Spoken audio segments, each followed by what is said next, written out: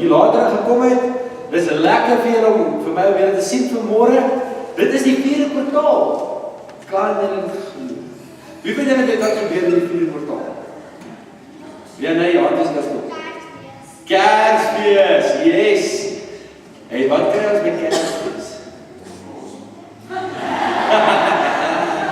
Yes. Geskenke. Yes. Dis lekker. Kerstyd is so lekker tyd van die jaar, julle. En dit is so lekker. Dit mens nie eintlik weer moet ophou nie. En dan voel jy self kry as dit weer daar. En is dit weer terug. Ons laas jaar ek het nie al vertel van die storie waar ek in Stydsrus was. En julle het ons al 'n bietjie gehoor van welkom sterre nog op vrede en dan die koortjie is ons Kersfees kom, Kersfees kom. En dus 'n bietjie lag gemaak vir die kos waarby die mense beweeg en eet in Stydsrus. En die kom ons so uitjie op die tafel gestaan. Kersfees kos, Kersfees kos. Dit was baie great vir my. So Kerstyd, dis die lekker waarvan en die minder lekker ding is dat ons het net 4 Sondae, dit is klaar. Hierso dan sê dit, dan is dit eksamen, as jy jaar op sy kom. Kan jy dit glo? My hart is goed seer, ek gaan dit so mis. En dan natuurlik was 'n Kersdiens 26 ons gaan nog 'n bietjie al daai inligting gee en so. Maar vanmôre praat ons bietjie oor 'n groot fout langs die pad. Wie van julle het al ooit gehoor? As die kat weg is, dan is die muis baas. Wie van julle daai video gehoor? Ek sien Paul laas. Ek sien Paul is bietjie, sy wie nog? Wie weet wat dit beteken? Kom ons hoor bietjie jy toe. Ja, as die baas van die plaas weg is, dan kan die katekombie begin. Wie van julle het al ooit alleen by die huis gebly? En wie van julle het al katekombie aangevang sodra die kar weg is? En dan is die kar terugkom, is die katekombie nog nie weg nie en dan kan jy pak. Ja, weet julle, dat dit baie met my gebeur. Ek sê altyd vir kinders, hulle kan nie my goed kampe wegsteek nie, want ek het altyd alles in paal doen. So ek weet wie die stoutes en paas is. So, ek sê ons vergeet hierdie, ek was die dag hulle so kookos, en ons bediene by die huis het pompoen gemaak, en tats, en kookvleis, en rys, en alles, en ek besluit in die pad, hier kook, ons gaan nie werk nie. My maal is by die huis, alles, en hier besluit ek gaan op my visvinder gaan maak. Ek maak die visvinder toch te lekker. En die visvinder uit die pot uitskep in my bol, dis nog een water, want die sê my, en wat maak jy?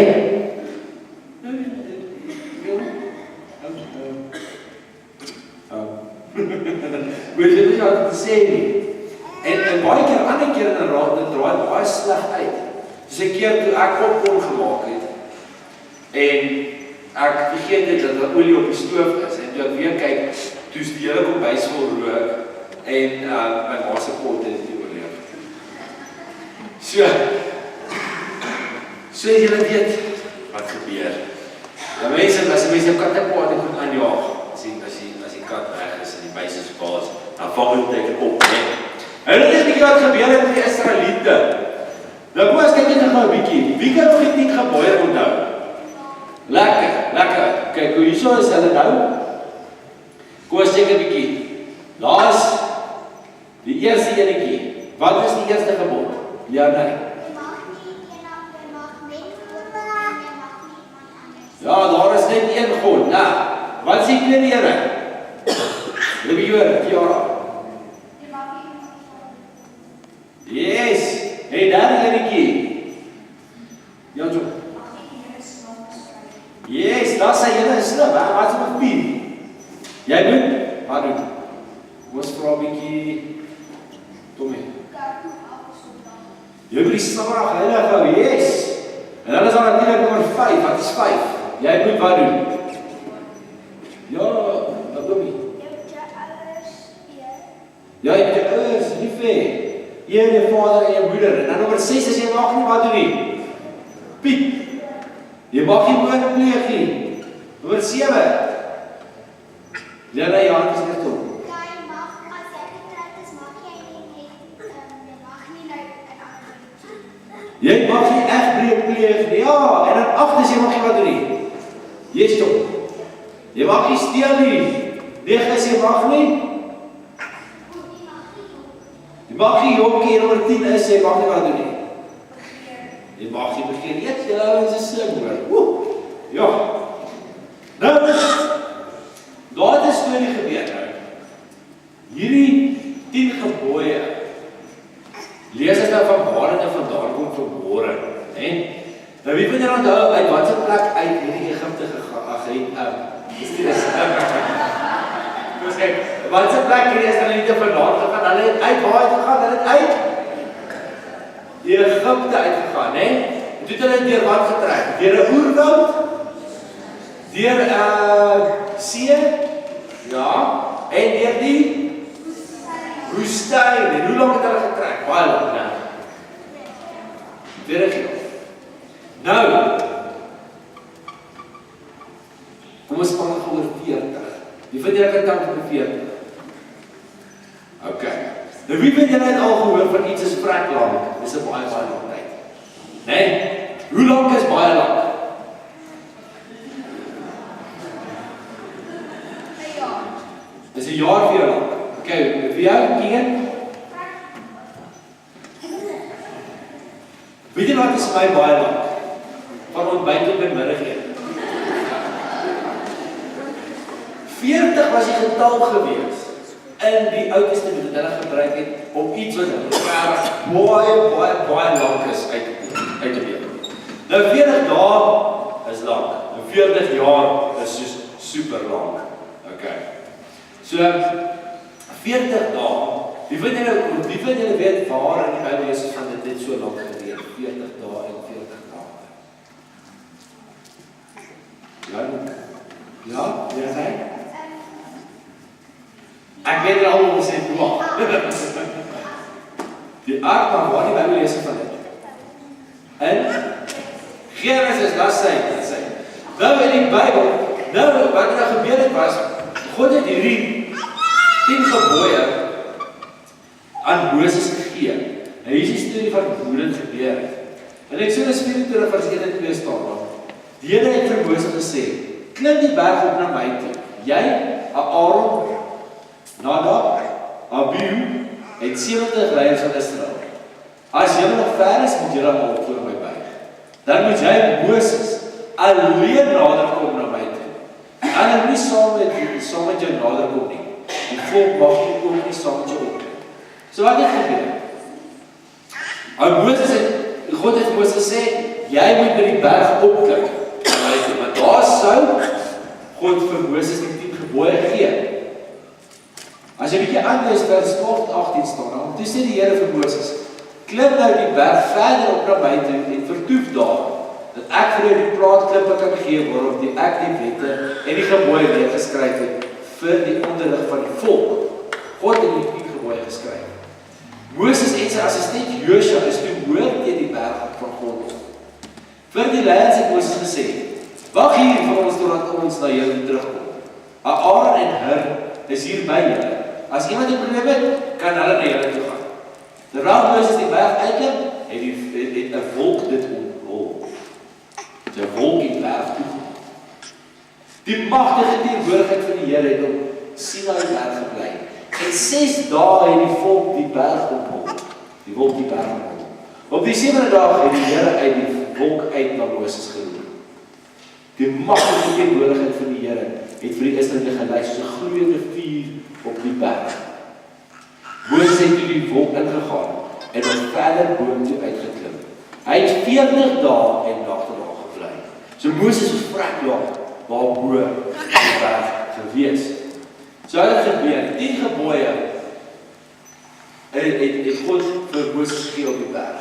Moses het 40 dae opklim en in daai wolk het God vir hom 10 gebooie gegee. Nou, wie wil jy nou daar sit jy 'n bietjie gesels met hulle gees en so aan. Die volk was in slawerny in Egipte. Dit was nie lekker nie, né? Toe gebeur daar iets, 10 goeders het gebeur. Wat het gebeur? 10 die 10 plaag het gebeur.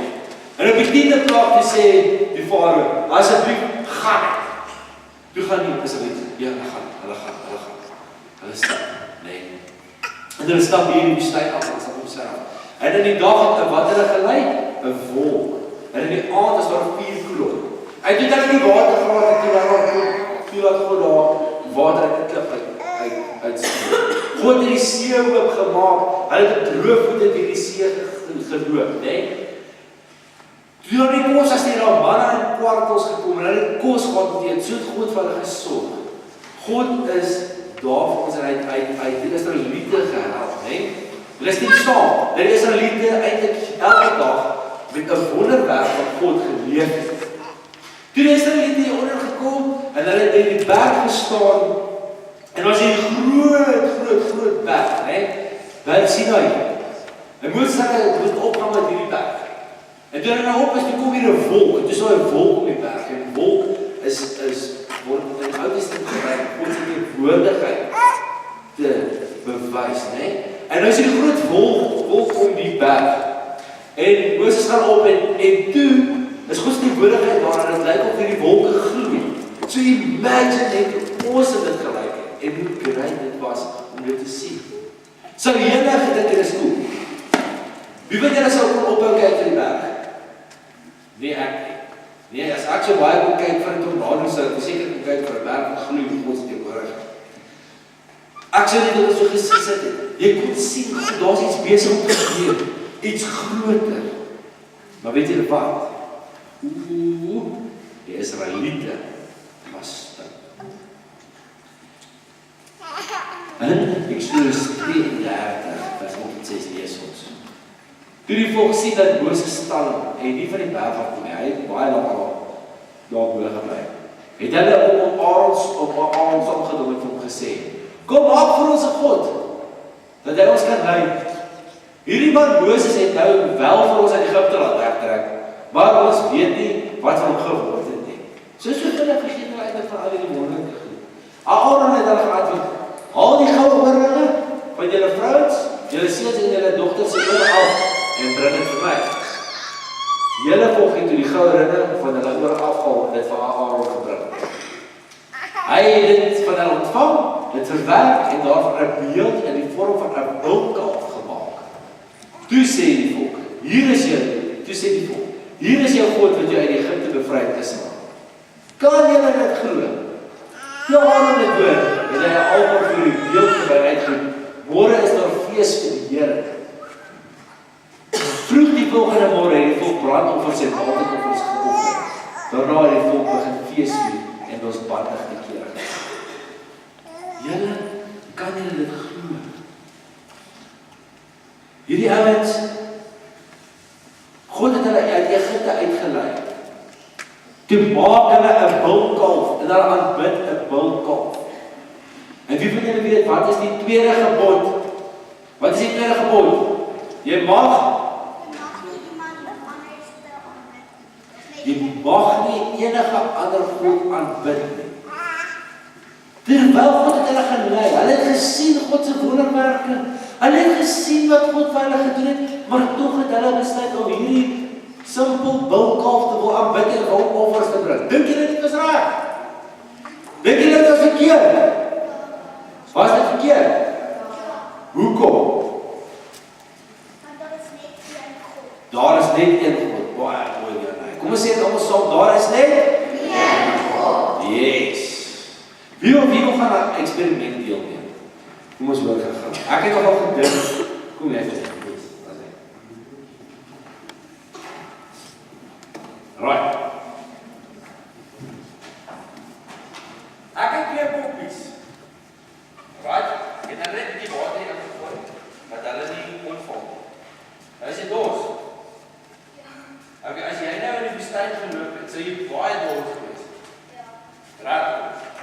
Wat sou jy was jy al so dors dat jy net so water gedrink en nie kon ophou nie?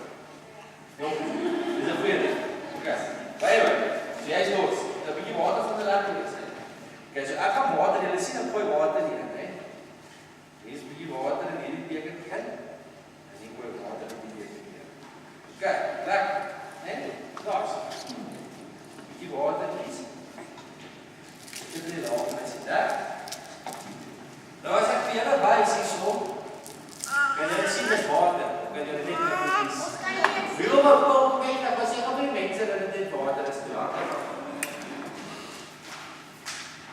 Jy moet my sê, dit is net water, né? Nee. Okay, julle gehoor Paul gesê net water. Okay, kom, wat gaan 'n lekker groot stukkie van daai?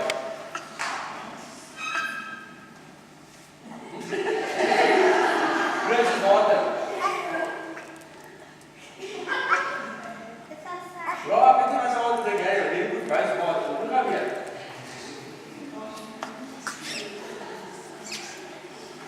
Dis water. Okay. Dit is water. Okay, I see. Dit maak jy nou water. Okay. So wat gaan lekker doen hier?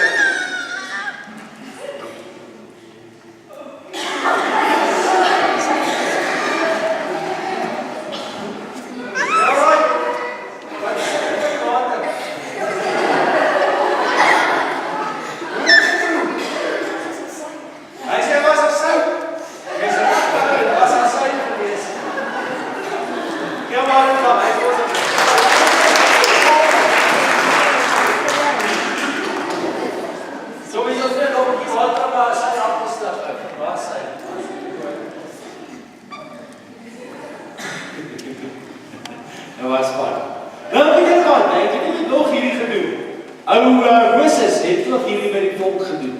Jy? Hy het ook aan 'n water so 'n bietjie gekontaminate, hè. Ek het jou gevra as jy lekker dors gewees.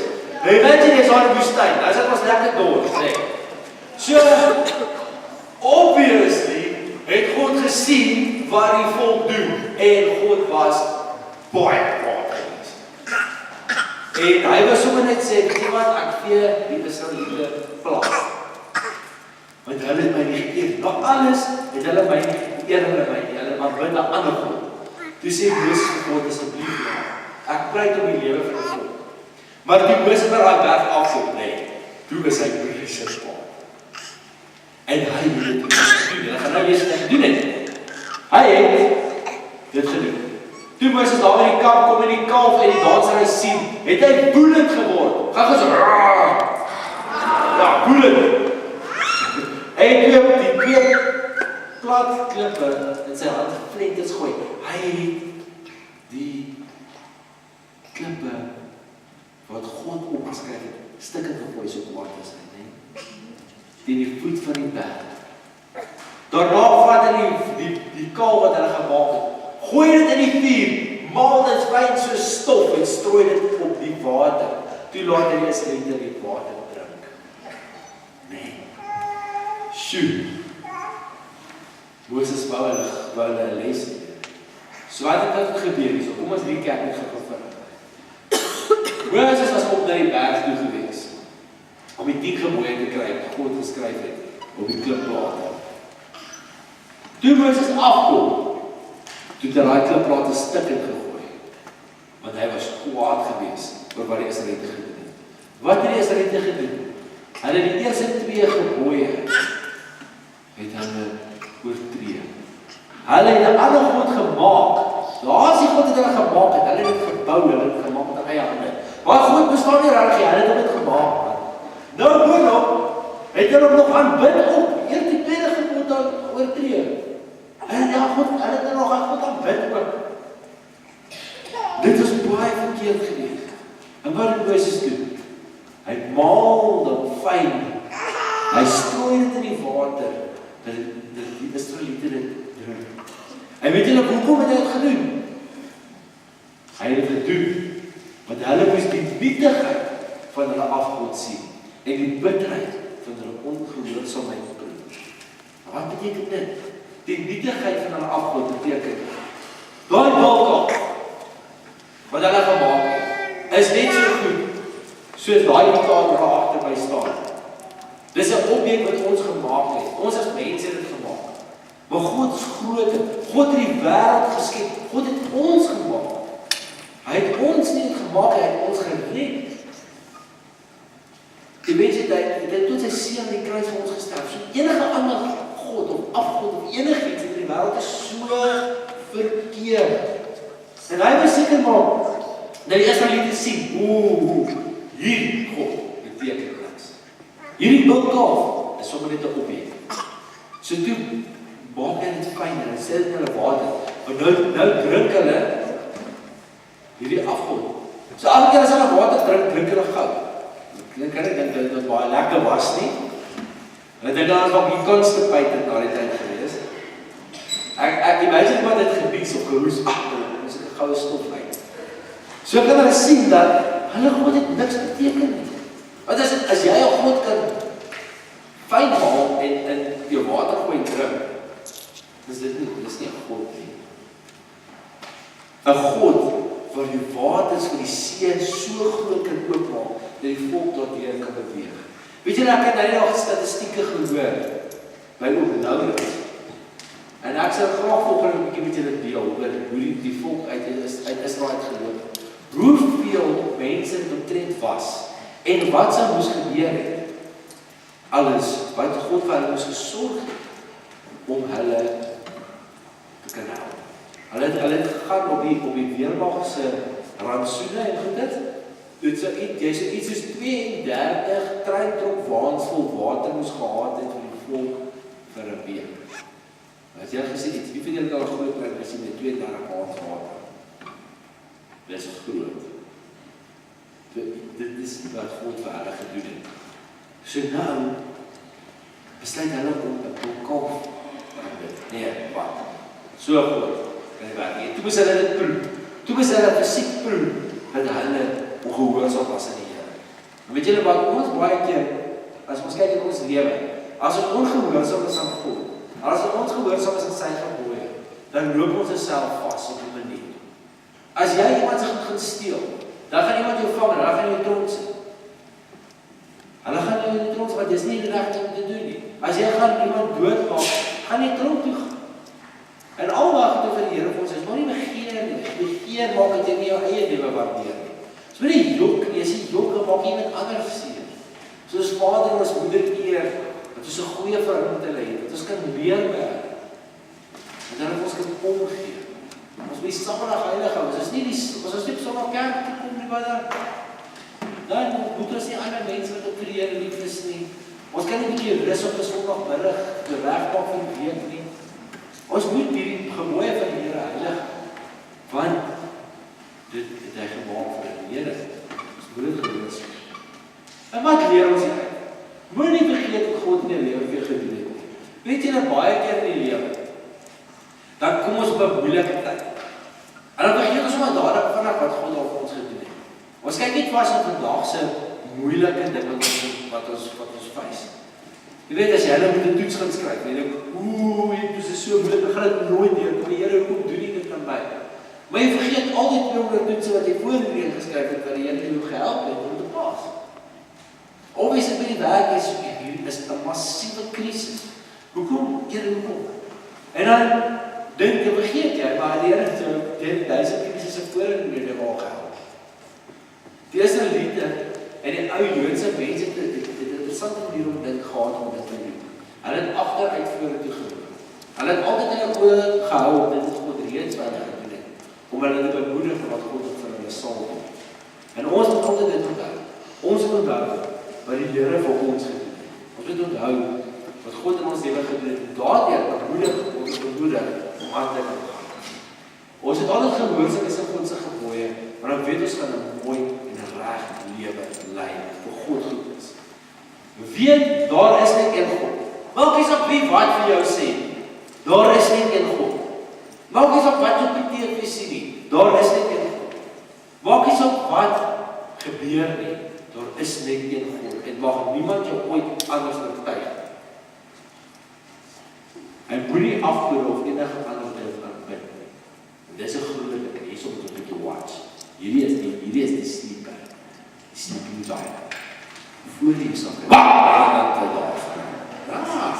nou is jy weer wakker, né? Hierdie is jou right. Ja, klop nog. Voor die sakke kry dat dit nou iets gedoen so 'n bietjie weer reg was. Wat sê jy eintlik? Ek sê ouens, ons moet pas op dat ons nie ander goeders belangriker maak as God nie. Dis so maklik soos dit. As ander dinge in die lewe vir jou belangriker is as God, dan is dit 'n afgang. En dan ongelukkig. Maak seker God bly altyd die eerste prioriteit in jou lewe. Maak ons op wat jy doen. Ons lewe is gesegmenteer. So jy gaan skool toe, of jy gaan werk toe, en dan het jy jou maatjies, en dan het jy familie, en dan het jy jou eie persoonlike tyd, en dan het jy jou leerwerk, jou skoolwerk, en jou huiswerk, alles segmente. Ons kan nie God in 'n segment insit. Ons kan nie sê, God is nou my lewe vir half in die dag nie, en hierdie half lewe. God moet oorkoepelend oor alles wees. Hy moet soos 'n mantel wees, wat ons die hele lewe bedek. In elke segment van ons lewe moet almal kan sien dat ons God aanbid, God dien. Onthou dit. Wat leer ons hier uit? Dis gehoorsaam aan die Here. Dan weet daar is net een God. Kom ons bid saam.